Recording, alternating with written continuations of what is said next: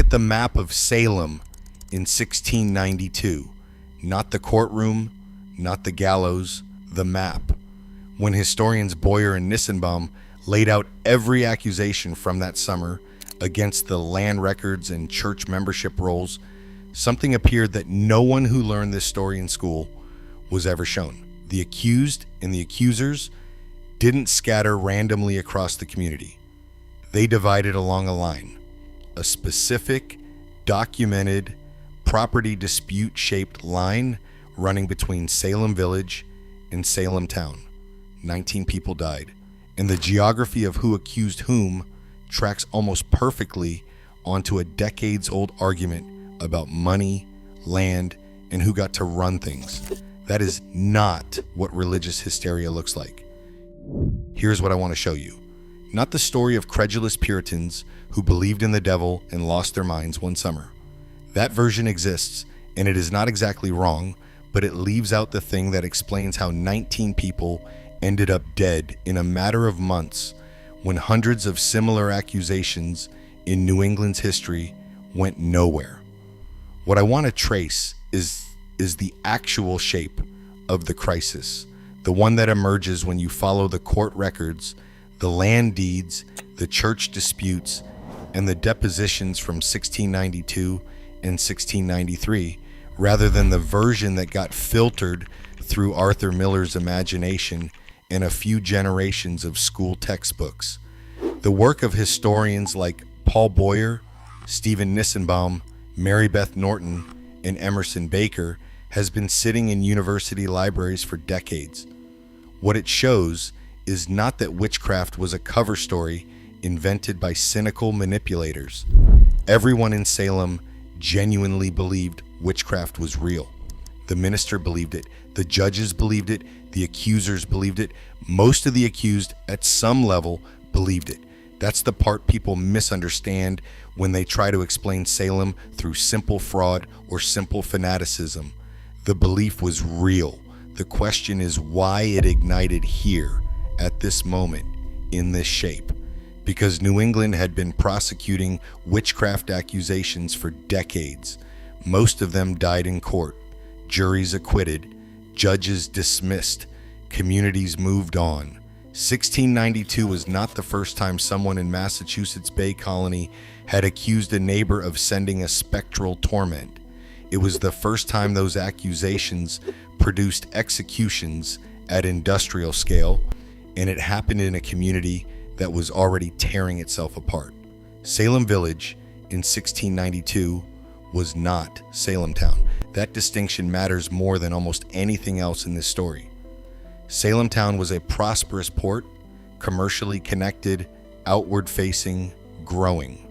Salem Village was the farming hinterland to its west, legally subordinate to the town, deeply resentful of that subordination, and in the middle of a decades-long fight to exist as its own independent entity with its own church and its own political identity. The village had petitioned for separation from the town repeatedly. The town had resisted because Salem Village's tax revenue was useful and its agricultural land fed the commercial economy. The relationship was not partnership. It was closer to a controlled dependency that the village side increasingly hated. And inside Salem Village itself, there was a second division. Half the congregation supported their minister, Reverend Samuel Parris, who had arrived in 1689 and almost immediately become a flashpoint.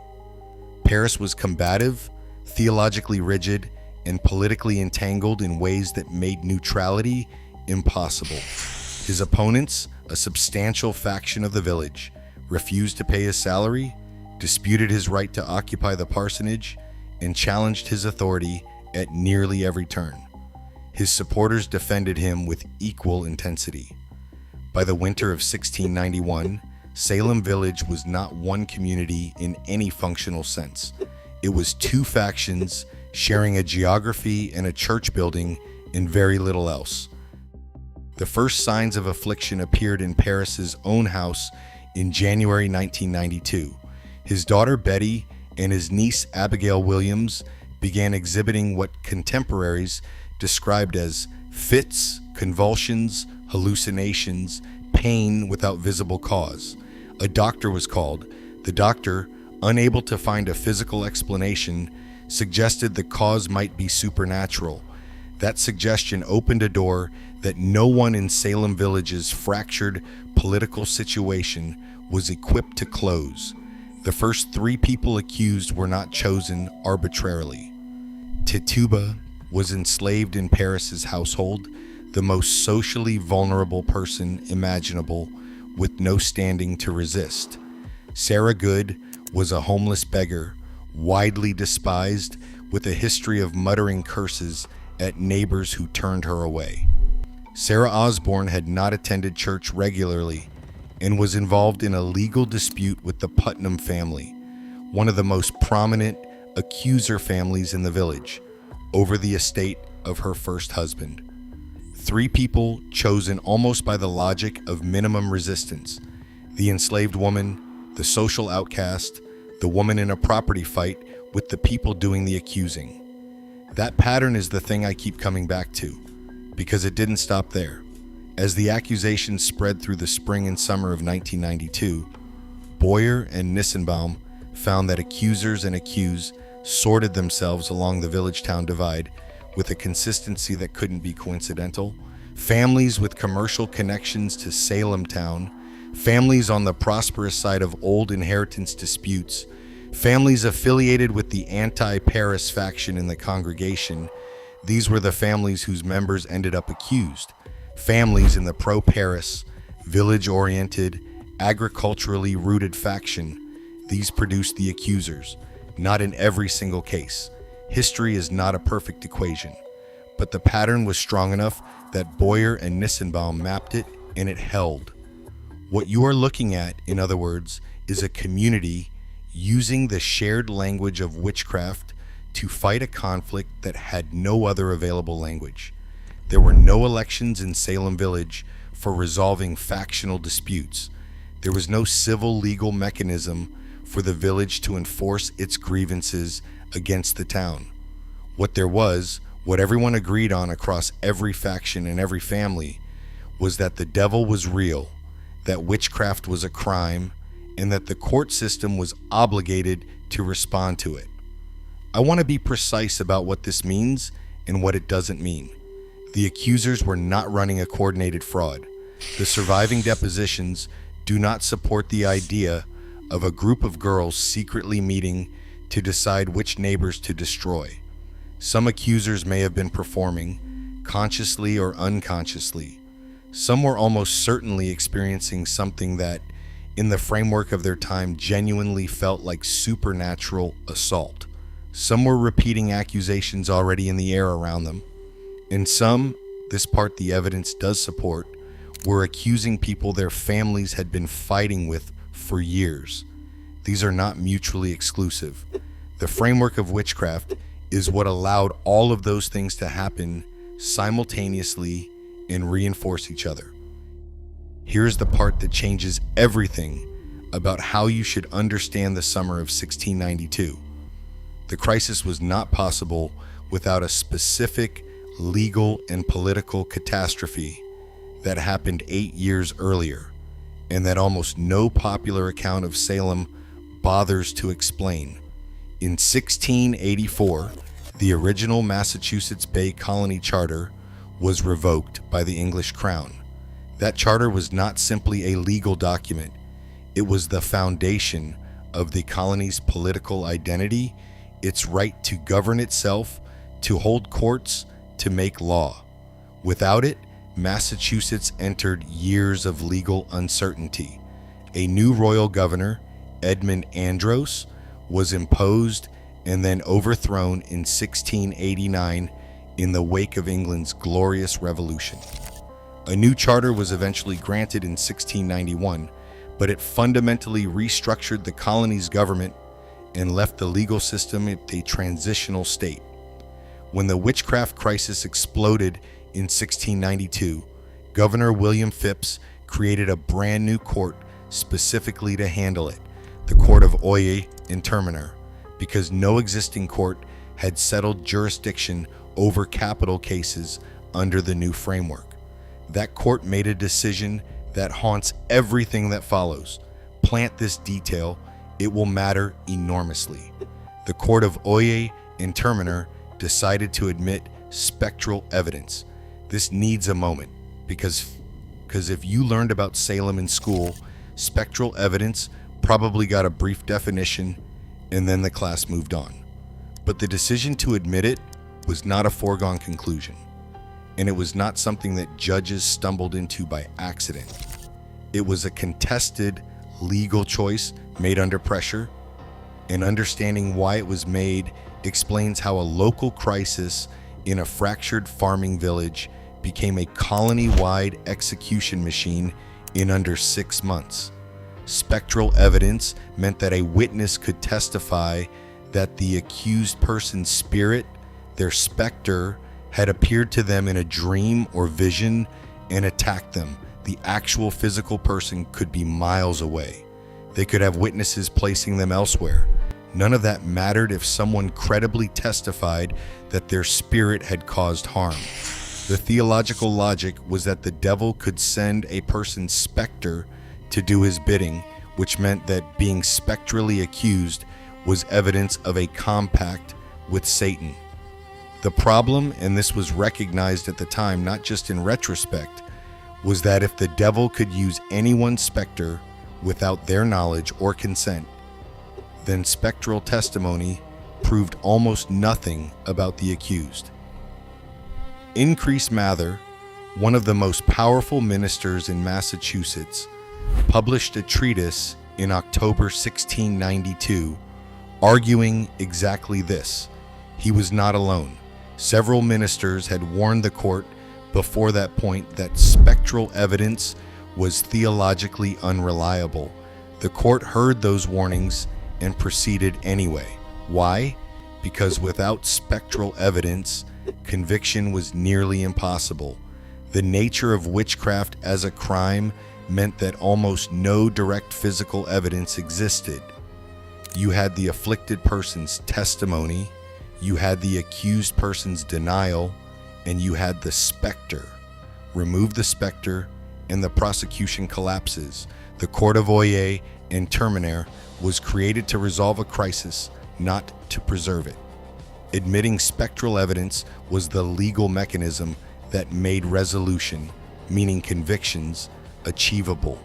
The institutional pressure to end the crisis through punishment pointed directly toward accepting the most dangerous form of evidence available, and the court had no stable legal foundation from which to resist that pressure.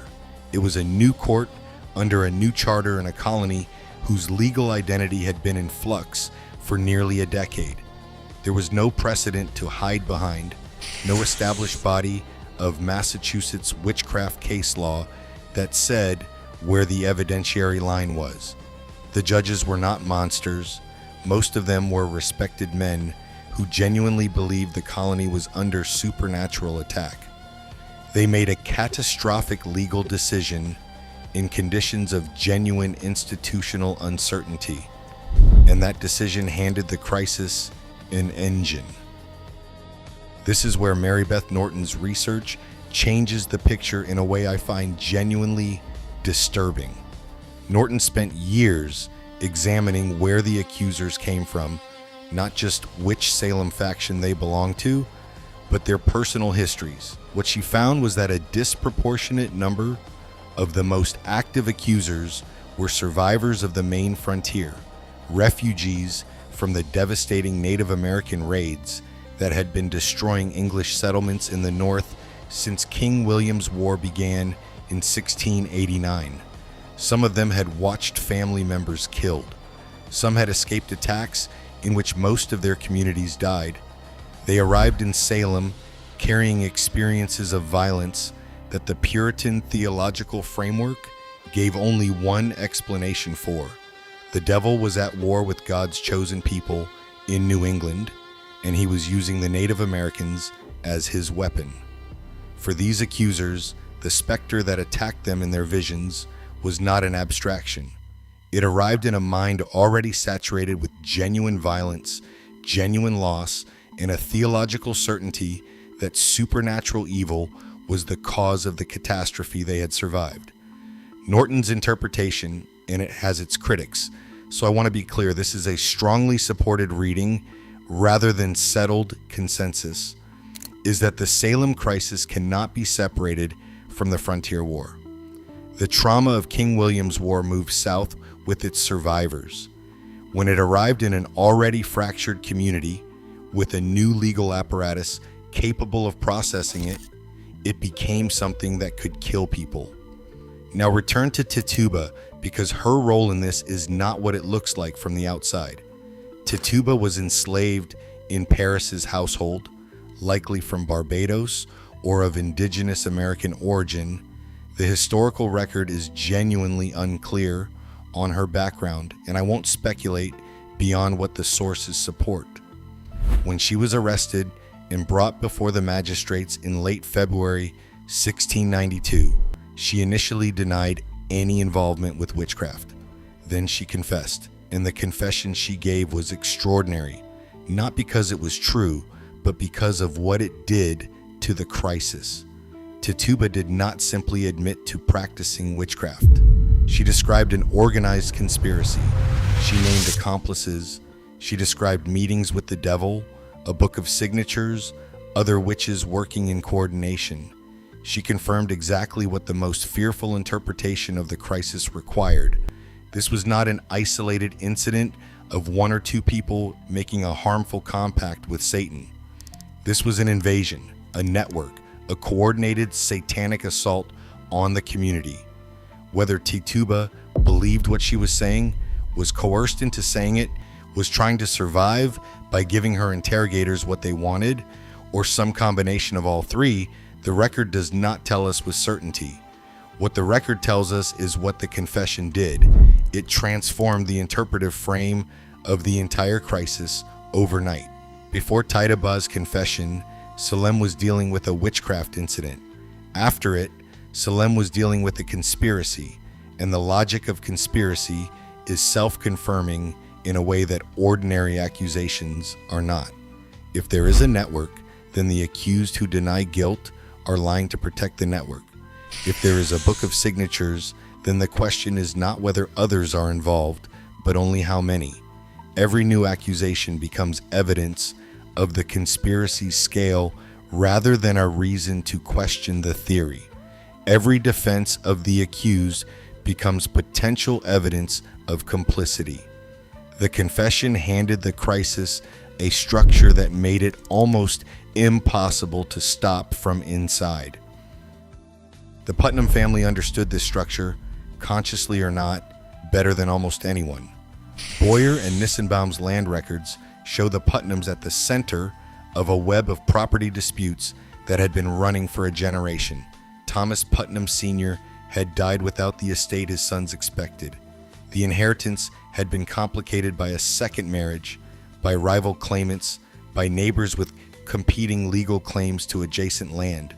The families on the other side of those disputes appear repeatedly in the accusation record. This is documented in the deeds and court records, not speculation, not inference about private motives, but a consistent overlap between the people the Putnams accused and the people the Putnams had been fighting in civil court for years. I am not arguing that Ann Putnam Sr. or her daughter sat down and calculated which neighbors to destroy for property advantage. The surviving evidence does not support that degree of conscious coordination. What it supports is something more uncomfortable, that in a community where witchcraft provided the only available framework for public accusation, existing grievances naturally shaped the direction those accusations traveled. You accused the people you feared, and you feared the people you already had reason to resent. By midsummer, the crisis had consumed Rebecca Nurse. This is the moment where the popular account usually pauses, because Rebecca Nurse was everything the early accused were not. She was elderly, respected, a full church member in good standing, with no known enemies and no property disputes attached to her name. The jury initially acquitted her. The judges sent the jury back to reconsider. They reconvicted. The reconviction of Rebecca Nurse did something to the logic of the trials that nothing afterward could undo. If the conspiracy was real and sophisticated enough to recruit a woman like Rebecca Nurse, then respectability was no longer a defense. The devil in this framework was strategically brilliant. Of course, he would use people above suspicion. Every subsequent accused who pointed to their reputation and church standing as evidence of innocence was now arguing against a theory that had already swallowed Rebecca Nurse. The defense that should have worked best became the least effective defense available. And then the accusations began reaching further, into other towns, into Boston, toward people with genuine social standing in the colonial hierarchy, a minister in Andover, a merchant with connections to Salem town's commercial elite, and finally, the detail that concentrated minds in ways nothing else had toward the family of Governor Phipps himself. His wife was named, the weapon had escaped. Governor Phipps dissolved the court of Oyer and Terminer in October 1692. The official reasoning pointed to the theological controversy over spectral evidence. Increased Mather's cases of conscience had given the colonial leadership the intellectual framework to step back without admitting the court had been wrong from the beginning. But the timing matters. The court that had processed accusations against homeless beggars and farming village outcasts survived the summer intact. The court that began reaching toward Boston merchants and the governor's household lasted approximately one more month. Phipps created a new court, the Superior Court of Judicature, which quietly stopped accepting spectral evidence as sufficient for conviction. The remaining trials collapsed. The remaining prisoners were released. By May 1693, the crisis was legally over. 19 people had been executed by hanging. One man, Giles Corey, was pressed to death with heavy stones when he refused to enter a plea, a deliberate legal strategy, because dying without trial meant his estate passed to his family rather than being forfeit to the court. Several others died in prison awaiting trial. Over 150 people had been imprisoned at various points. The community of Salem Village had destroyed itself, and the question of who paid for that destruction follows the same geographic and social map that the accusations followed in the first place. Look at the list of the executed, disproportionately from families with commercial or town-oriented connections, disproportionately from the anti-Paris faction in the congregation, several from families in land disputes with the Putnams or their allies. The people who survived the crisis without accusation were, with exceptions, concentrated in the pro-Paris, village-oriented faction.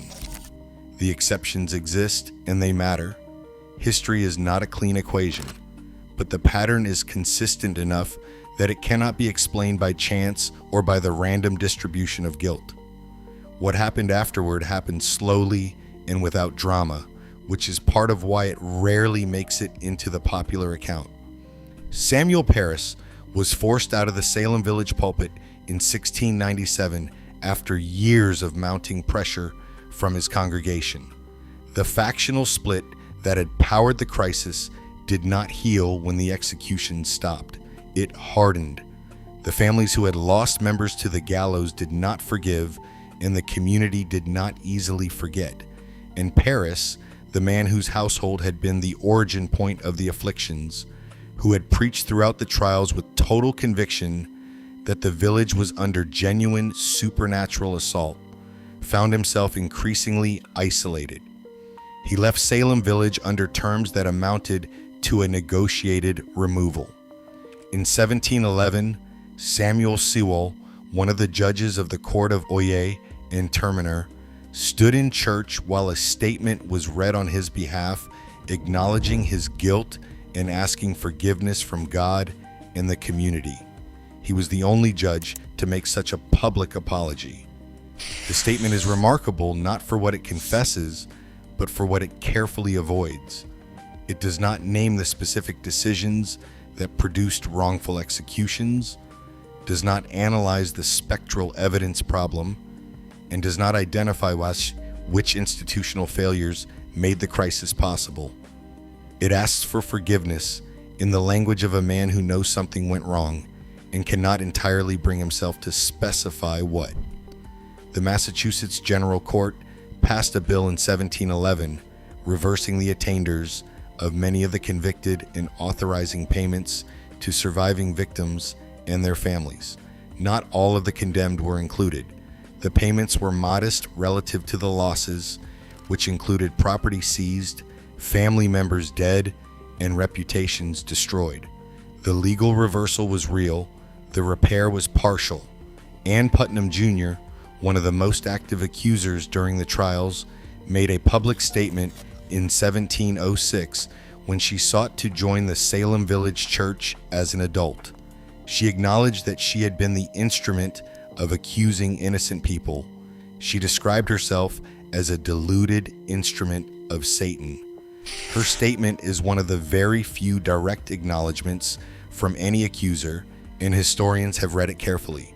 She does not explain the mechanism. She does not identify the social and property pressures that shaped which neighbors her family accused. She offers spiritual accounting without historical accounting, which is about what you would expect from someone operating inside the theological framework that made the crisis possible in the first place. Here's what the popular reading consistently misses, and I want to be precise about this because the title of this video is a provocation that requires an honest answer. The trials were not about witchcraft in the sense that witchcraft belief did not create the crisis. The crisis existed before the accusations, in the charter collapse, in the village-town fracture, in the Putnam inheritance disputes, in the frontier trauma carried south by refugees from King William's War, in the factional war over Samuel Parris that had already split the congregation before a single person was accused of anything. Witchcraft did not produce those pressures. The pressures were already there.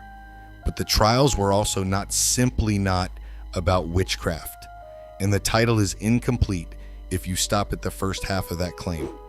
Everyone involved, accusers, accused, judges, ministers, neighbors, genuinely believed in the reality of the devil's power and the genuine danger of a satanic compact. The belief was not performed. It was not a cover story consciously deployed by people who knew they were lying.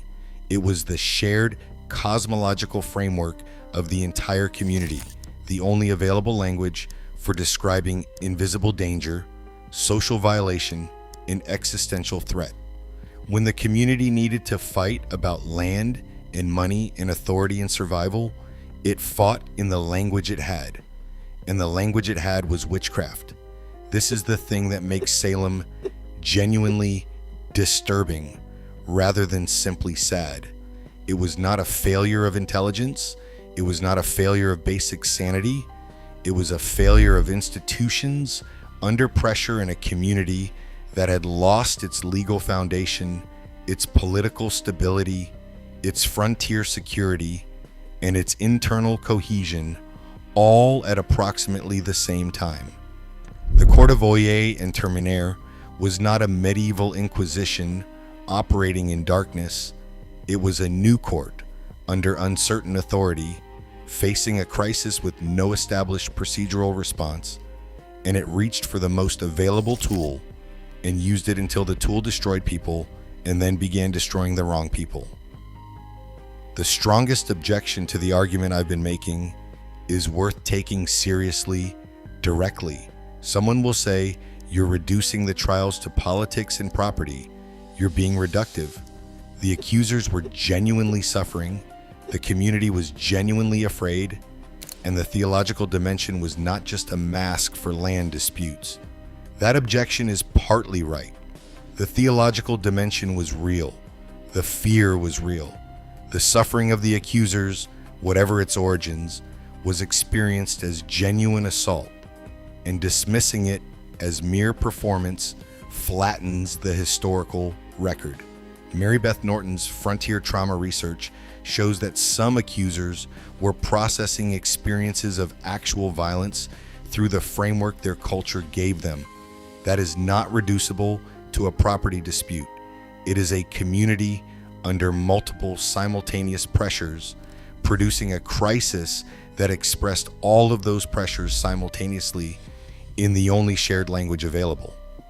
But the objection fails when it tries to stop there, because it cannot explain the map. It cannot explain why the accusations followed the factional divide so consistently. It cannot explain why the Putnam family's accusation targets overlapped so precisely with the Putnam family's legal adversaries. It cannot explain why the crisis ended when the accusations reached people with enough institutional power to dissolve the court. A pure theology of fear explanation predicts random distribution. It predicts accusations shaped by the logic of supernatural invasion, not by the logic of a decades-old argument about who owns the North Pasture. The evidence supports a both and rather than an either or. Witchcraft was the form the crisis took. The pressures underneath were the substance of it, and the form was not incidental. Without the genuine shared belief in witchcraft as a real and prosecutable crime, the pressures underneath would have found different and probably less lethal expression. The belief and the pressure needed each other. The belief gave the pressure legal form. The pressure gave the belief specific targets. Samuel Parris left Salem Village in 1797 and spent the rest of his life in relative obscurity. The village he left behind eventually became the town of Danvers, incorporated separately in 1752, the formal political independence from Salem town that the village had been fighting for across the entire period that produced the trials. The thing the village had wanted, the autonomy that the town faction had blocked, arrived 60 years after the executions and without connection to them in the official civic memory. The land disputes that threaded through the accusation map were eventually settled through courts and inheritance and time. The property passed. The families moved or died or intermarried. The specific grievances dissolved. What did not dissolve was the interpretive problem. Salem became almost immediately a story that each generation told about whatever it was most afraid of: religious persecution, mob psychology, political repression, mass hysteria, the persecution of women, the dangers of theocracy. Arthur Miller used it in 1953 to write about McCarthyism without being able to write about McCarthyism directly. Every generation since has found in Salem a mirror for its own specific anxieties. That is not nothing. The event carries genuine moral weight, and the comparison is often earned. But the mirror keeps replacing the map. The mirror shows us what we fear about ourselves. The map shows us what Salem was actually afraid of. And Salem was afraid of losing, specifically losing land, losing legal standing, losing political autonomy, losing the frontier, losing the certainty that God's project in New England was winning.